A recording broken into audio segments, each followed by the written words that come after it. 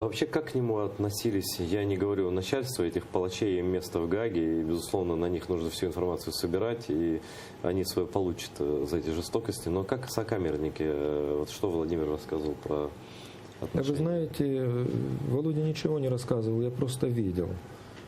Когда я приходил к Володе и выписывал следственный кабинет, он на втором этаже находится, и туда как раз приходят все следователи, адвокаты, каждому выделяется определенный кабинет, где мы можем общаться с теми людьми, кого защищаем.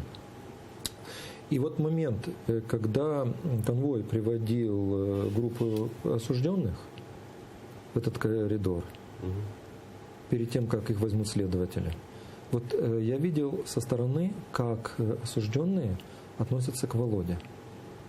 С большим уважением, любовью.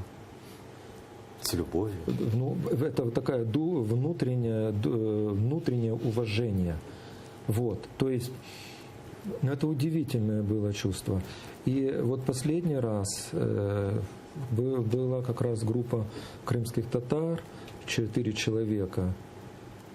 Ну, не знаю, это и трогательно, и величественно как-то, и ужасно видеть, но... Ну, конечно, таким мужественным даже, людям вы знаете, везде вот тоже интересная ситуация. Вроде бы и СИЗО, вроде бы и закрытая территория, но что я могу сказать?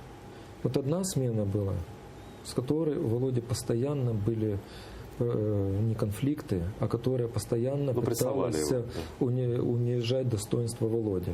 А вот вторая смена, и Володя сам это отмечал, действительно адекватные, нормальные охранники, которые исполняют свои обязанности, которые не унижают человеческое достоинство. То есть вот это то, что пришлось увидеть. Конечно, не дай Бог там быть.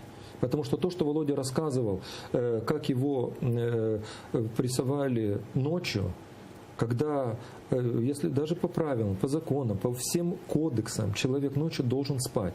Когда в течение ночи приходит по 5-6 человек, по 5-6 раз, когда ты только засыпаешь, и к тебе выламывается то проверка, то еще что-то, еще что-то.